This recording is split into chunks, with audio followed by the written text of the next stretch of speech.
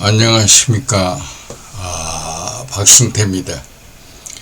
오늘은 유튜브 동영상에서 인공지능, 그 다음에 민주주의, 그리고 문화의 미래라는 제목으로 유발 하라리하고 여우서 벤조 교수하고 대담하는 것을 좀 얘기하려고 합니다. 우선 유튜브 동영상을 대할 때마다 상당히 경이로움을 느낍니다. 우선 정보 생산력이라고 할까요? 다시 말하면 많은 사람들 머릿속에 어떤 이론이 잘 먹혀들도록 설명을 잘하는 이런 분들이 많은데, 어떤 데이터 없이 어떤 페노멘의 현상만을 잘 엮어서 아주 멋지게 이야기한 그런 분들이 상당히 많은데, 그 중에 한 분이 이제 주로 유발 하라리 그분 아닌가 생각합니다. 나는 2012년도에 유발 하라리 그 젊은 분이 일종의 역사적인 부분의 연구를 하신 분인데도 자기과 철학 교수하고 대담을 하는데, 죽음의 선택이라고 하는 얘기를 할 때 이분이 상당히 명사가 되었구나 하는 그런 직감을 가진 적이 있습니다. 그해 유튜브에서 이제 터치스크린, MIT의 박사과정의 닥탄이라고 하는 그러니까 한국 사람인 것 같았습니다. 터치스크린 문제에 대해서도 굉장히 예리하게 충격을 받았습니다. 이게 기술이구나. 그런데 이제 미 국방성에서 이 기술을 전적으로 수용해서 군사적 목적으로 상당히 터치스크린에 대한 것을 이용한 바 있습니다. 두 번째로 이제 인공지능의 어떤 기술 발전에 관한 문제인데, 나 같은 경우에는 MIT의 민스키 교수로부터 인공지능 기술에 주목해야 한다라고 하는 조언을 들었습니다. 초기에는 상당히 관심을 가져도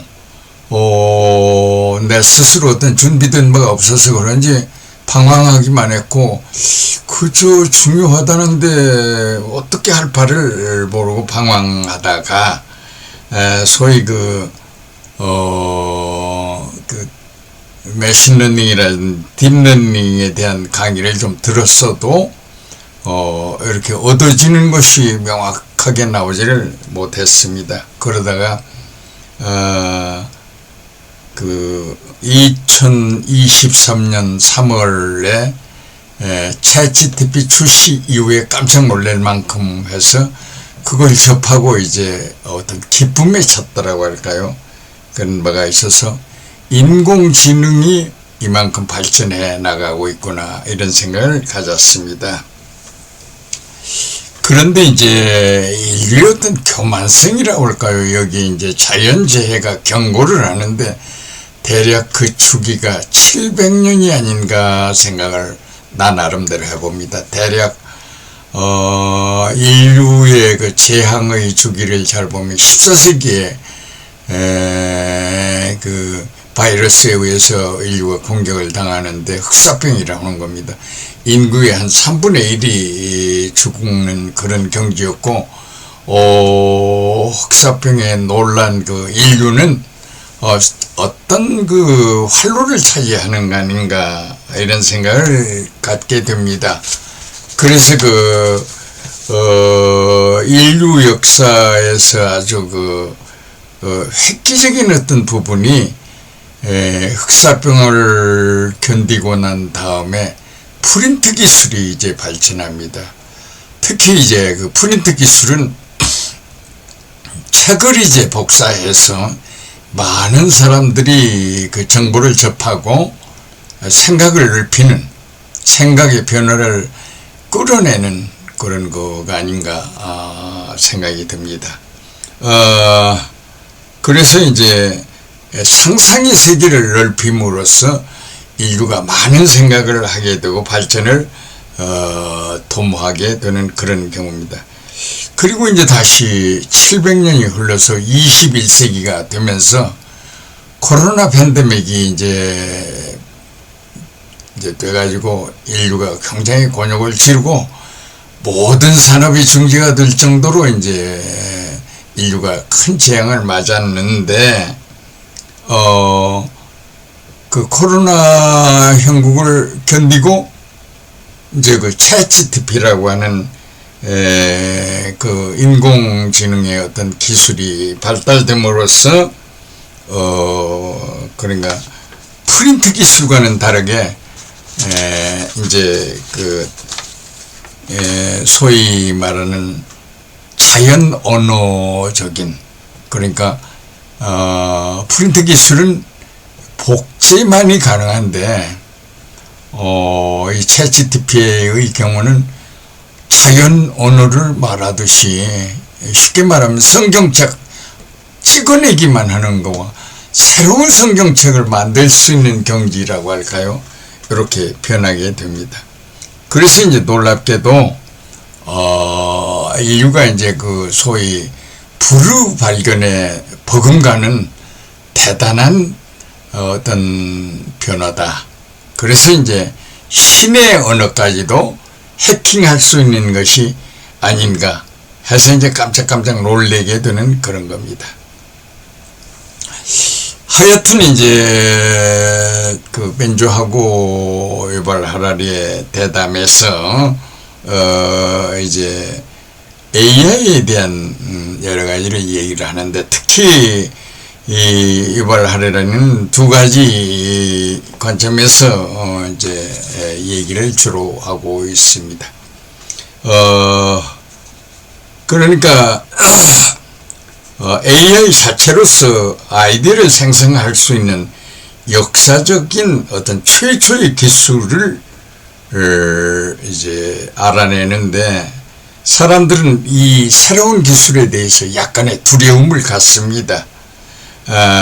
그런데 결국은 인간이 이걸 잘 관리하면 되지 않을까라고 하는 그런 생각을 합니다. 그게 쉽게 말하면은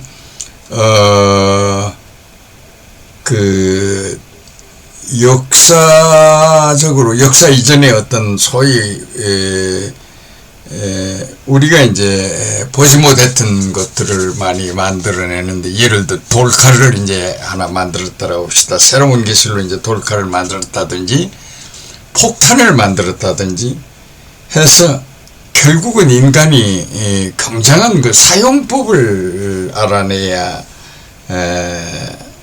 되는데, 그 AI 경우는 이제 이런 기술에 대해서 놀랍게도 스스로 결정하는 어떤 잠재적인 그런 그 권력을 가질 수 있는 게 아닌가. 그래서 우리는 이제 여기에 대한 많은 생각을 하게 되는데, 역사 이전의 모든 그 정보기술, 즉 그 인쇄로 인한 그 성경 같은 걸 전부 다 생산하고 이제 퍼뜨리고 뭐 이럴 수가 있었으나, 챗GPT의 경우는 새로운 종교의 경전을 만들 수도 있는, 즉 텍스트를 만들 수 있는, 그래서 이제 어떻게 보면 이전과는 굉장히 다른 기술이 아닌가 하는 그런 생각을 가집니다. 그러니까 이 유발 하라리의 생각은 정말로 그 놀라운 생각인데 참 상황을 잘 짚어간 것 같습니다. 그리고 이제 벤조 교수의 그 AI 문제는 주로 이제 언어 문제, 자연 언어의 파생으로 쉽게 말하면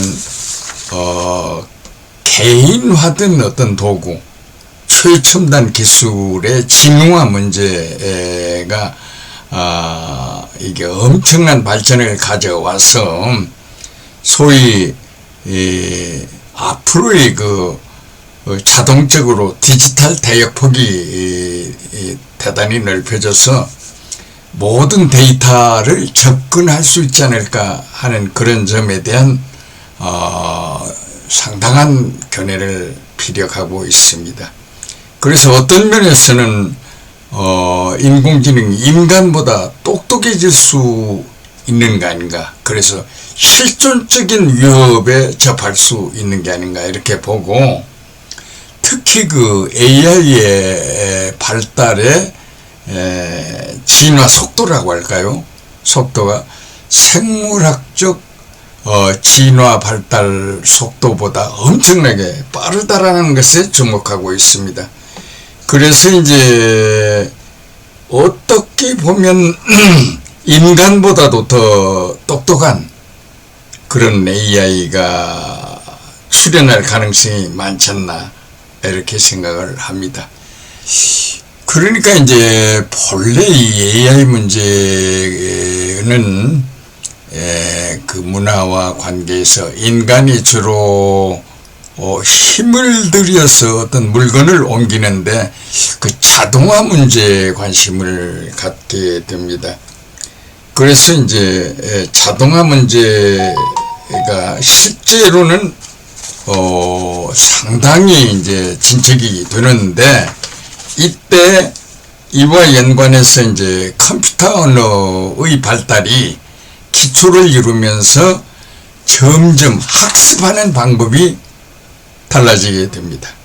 그래서 이제 어떻게 보면 컴퓨터의 기계 언어에 대한 문제, 그래서 옛날 초기에는 이제 컴파일링 하는 방법을 주로 해서 이제 랭귀지 C 같은 것이 이제 나오는데 점점 변화돼 가지고 요즘엔 파이썬이라고 하는 언어까지 다양해졌습니다.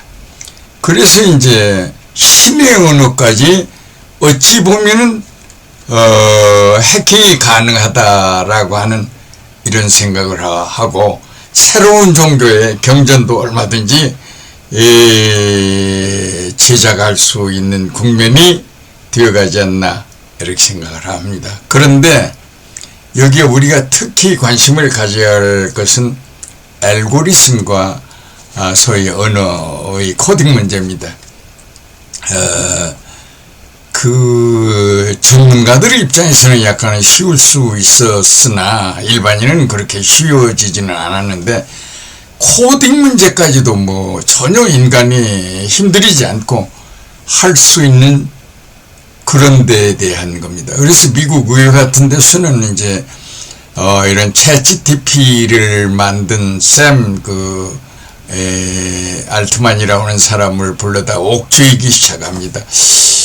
결과적으로 이제 어떤 일을 성취하는 데까지의 그 알고리즘은 뭐 좋든 나쁘든 해결을 했는데, 미래에 대한 문제를 어떻게 책임지는, 이게 좋은 쪽으로만 발전될 건가, 나쁜 쪽으로 발전되는 경우에 책임을 어떻게 질 건가. 그러니까 이제 사회적 합의가 어떻게 이루어질 건가, 이제 결국은 통제 문제가 되는데, 그래서 알고리즘의 통제와 규제에 대해서 상당히 논란이 있습니다.